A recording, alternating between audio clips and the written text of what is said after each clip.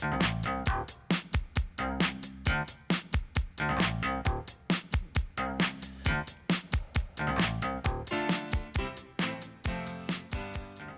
I'm Marcia Cavanaugh. Thanks so much for joining us. Well, a year ago, this weekend, a heavy rainstorm gave rise not just to floodwaters, but to a sea of controversies about the city's water agency. Long after the waters have receded, the controversies have not.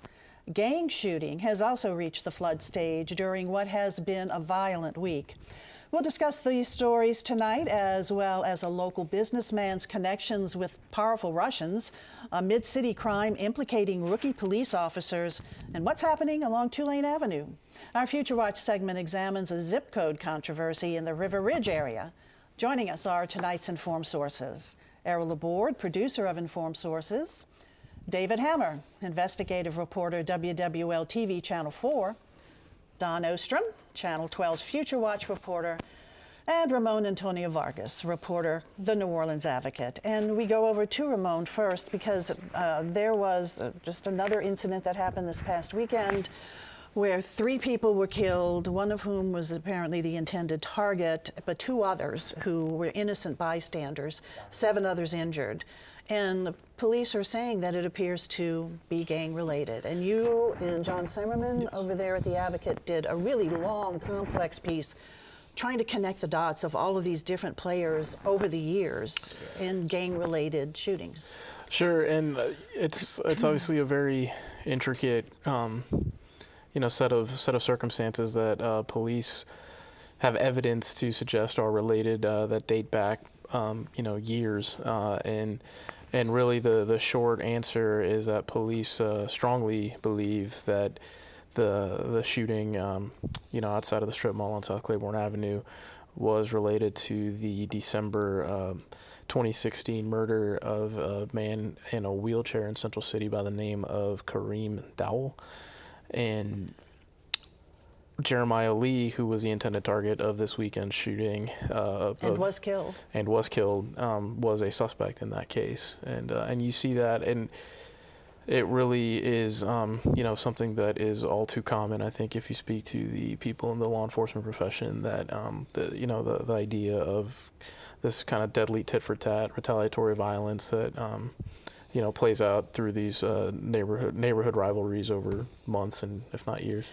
And you just outline in your piece just a series of shootings over the years and murders that have, it would seem, some sort of gang relation. So what is the situation there in terms of gang activity and strength of gangs in the city of New Orleans?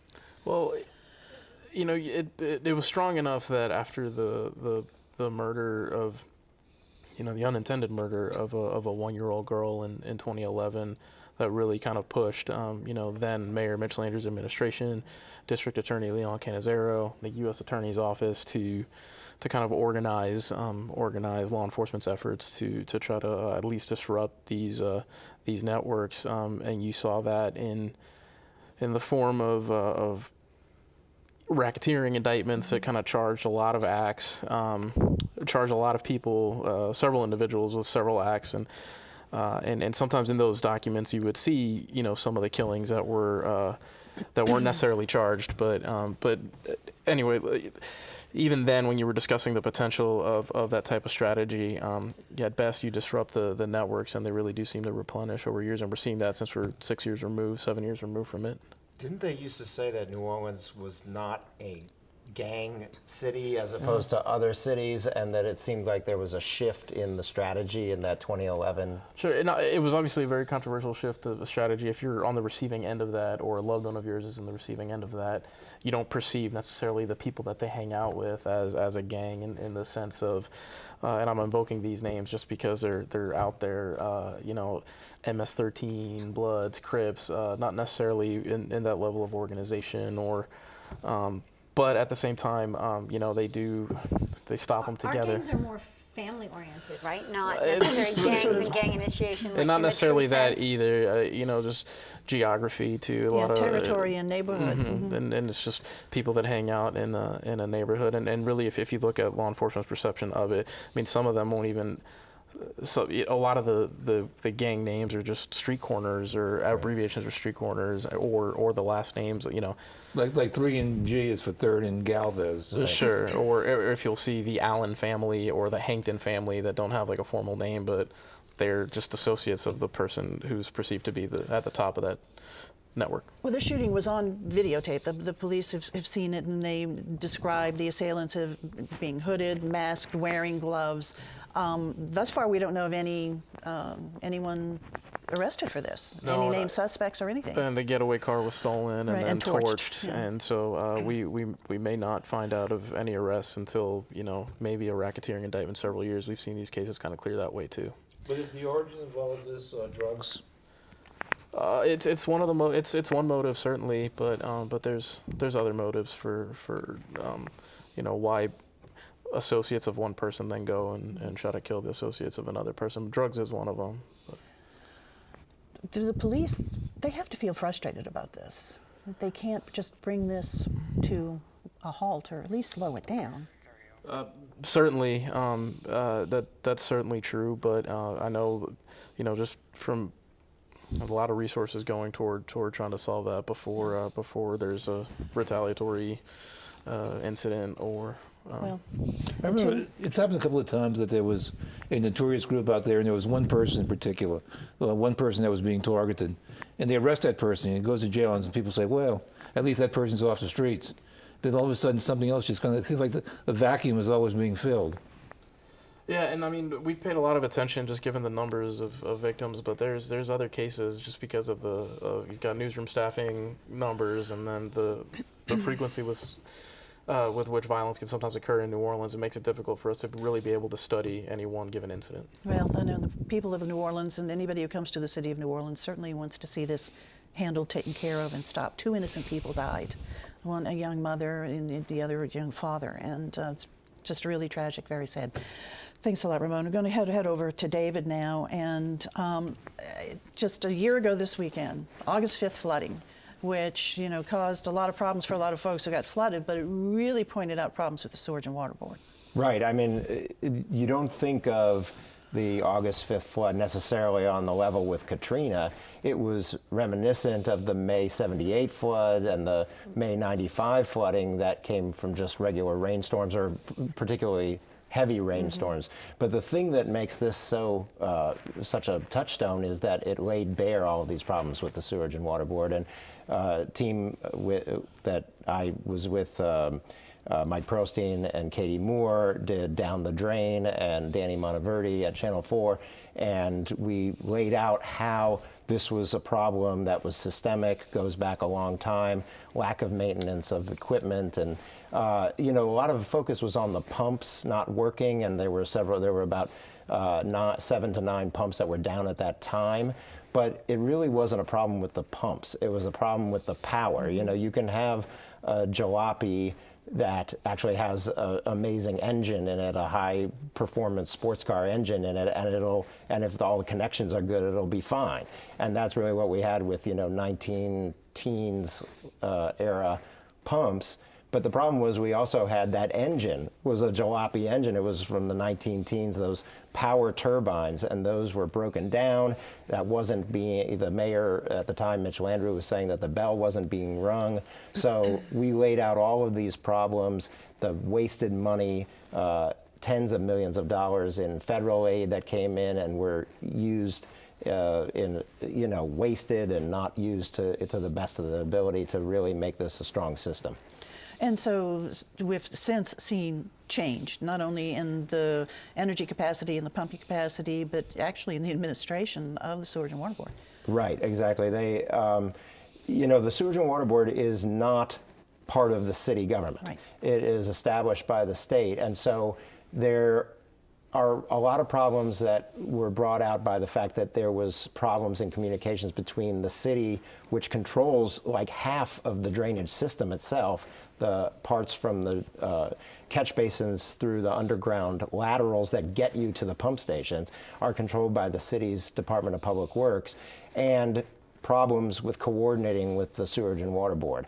And so with changes now, we have a new board. We have a new mayor who is the chairman of the Sewerage and Water Board. And there's actually legislation by Representative Hilferty from Lakeview that would have a state run board look at possibly changing that structure with the city and the Sewerage and Water Board.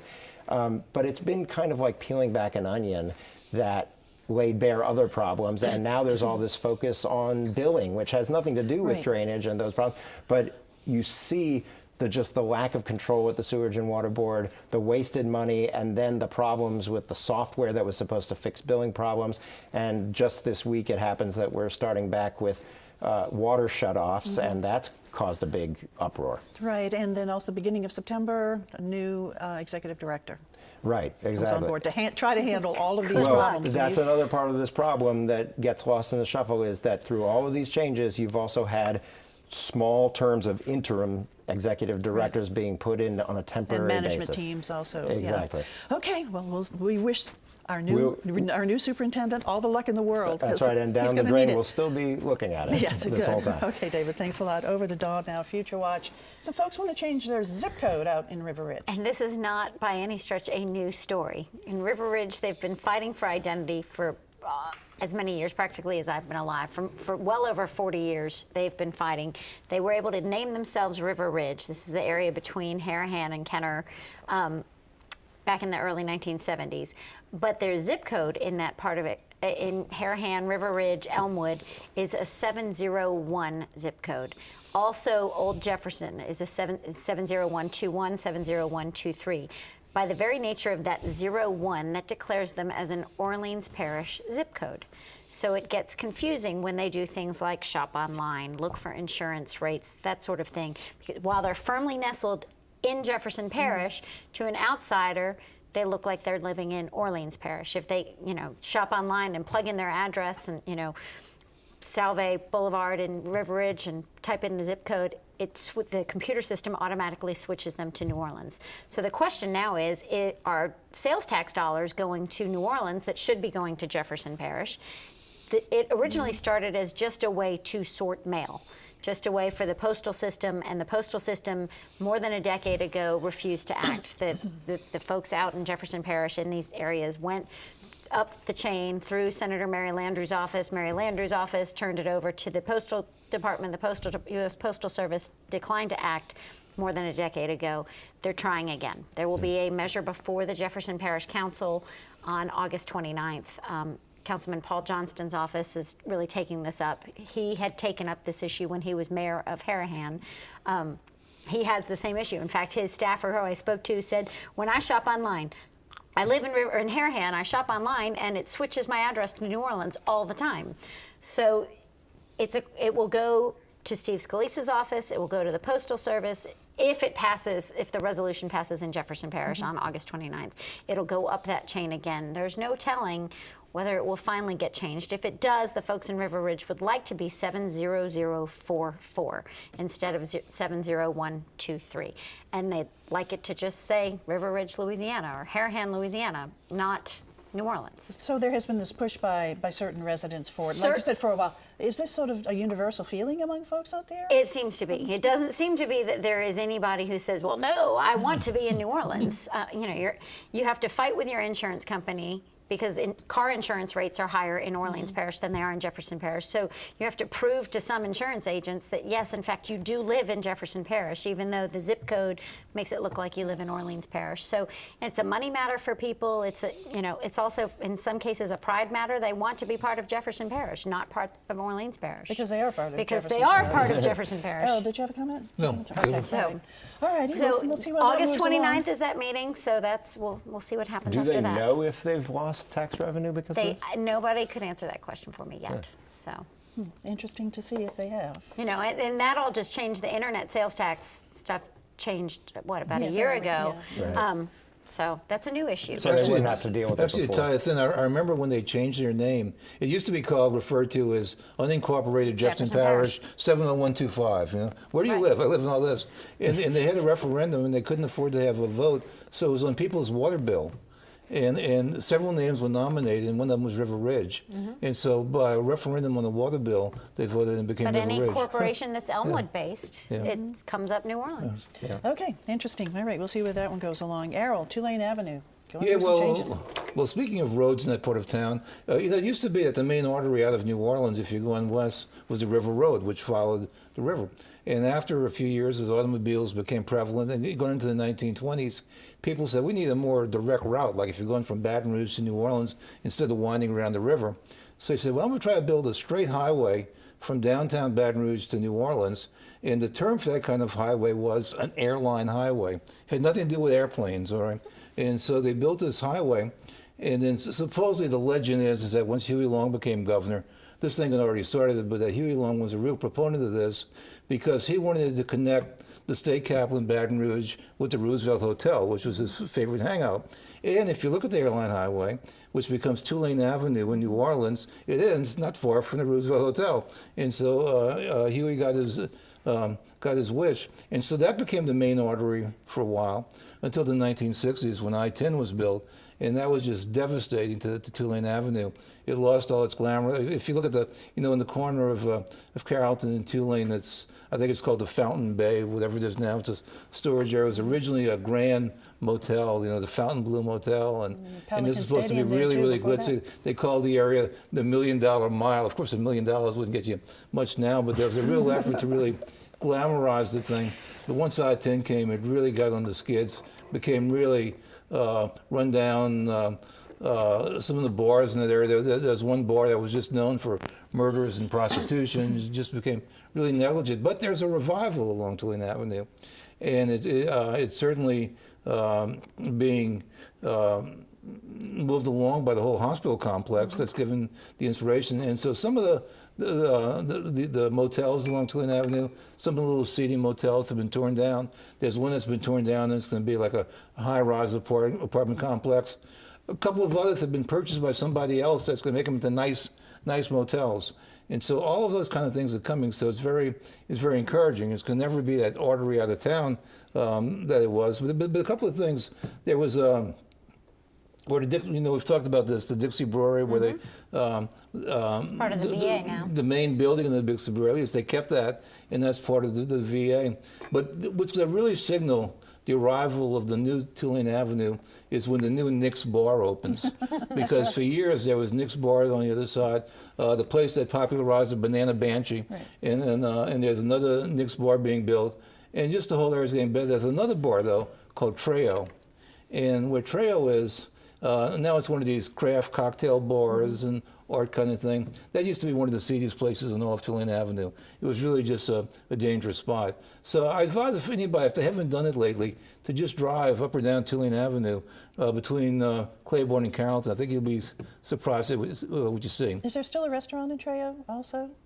I know there was, I think they're in but transition okay. now, yeah. And also, I believe, like a little art gallery Yeah, or a little something gallery, in there, too. Yeah, Tulane Avenue definitely gone through some change. A lot more housing being built. And then, of course, now we're waiting to see what the plans are going to be for the renewal or the revitalization of the old charity hospital. Yeah, so once that comes into play, it's going to really be it's going to really be an economically important part of town. Okay, E, thanks a lot. All right, Ramon, another story here about a brawl in a mid-city bar involving 2 rookie police officers who've since, well, they were arrested because of this brawl and fired. What happened there?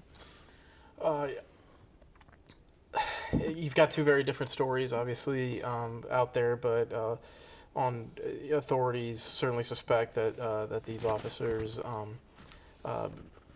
went after a man who was in military garb. One of the officers, specifically a Marine by the name of John Goldman, questioned the man in the military garb whether he had a service record to justify wearing that garb. The man's name is Jorge Gomez, and essentially, obviously, you've got the 2 officers are white, and he was and Mr. Gomez is a Hispanic man, and so there's certainly a racial angle, and Gomez has publicly made allegations that he was questioned about whether he was a real American. I think the only basis that you would have to question whether he was an American is is the fact that he speaks English with an accent that that many Hispanic that resembles that of many Hispanic people, and so obviously that adds a level of law enforcement has said numerous times that it's being investigated about whether it fits the criteria of a hate crime, which would certainly call for harsher punishments if they would eventually be convicted of that. On the other hand, the officers, those familiar with the officer's version of events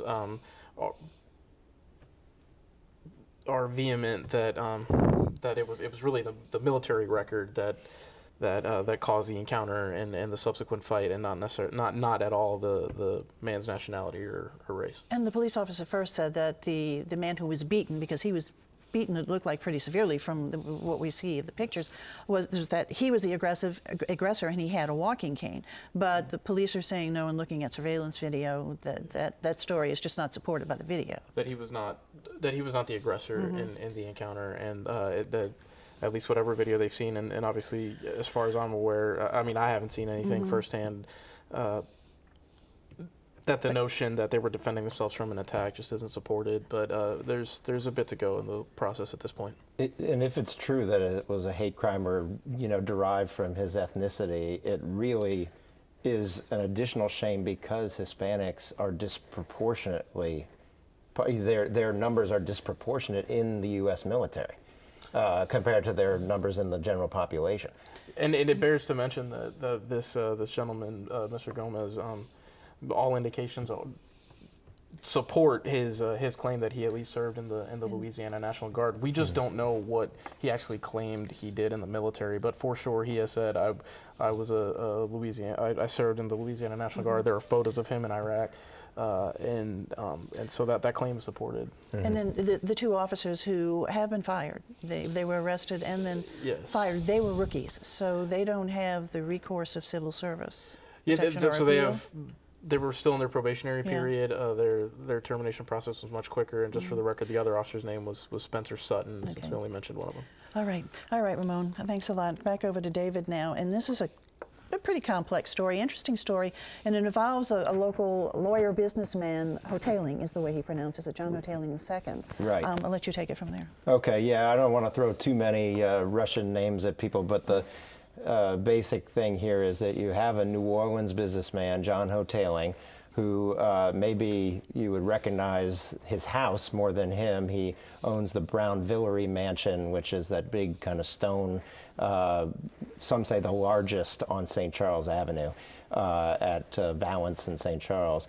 And he teamed up with some very powerful Russians to start a company called American Ethane. And American Ethane made some significant international news when they signed one of the largest natural gas export deals in U.S. history at a signing ceremony attended by President Trump and Xi Jinping, the president of China, in Beijing in November.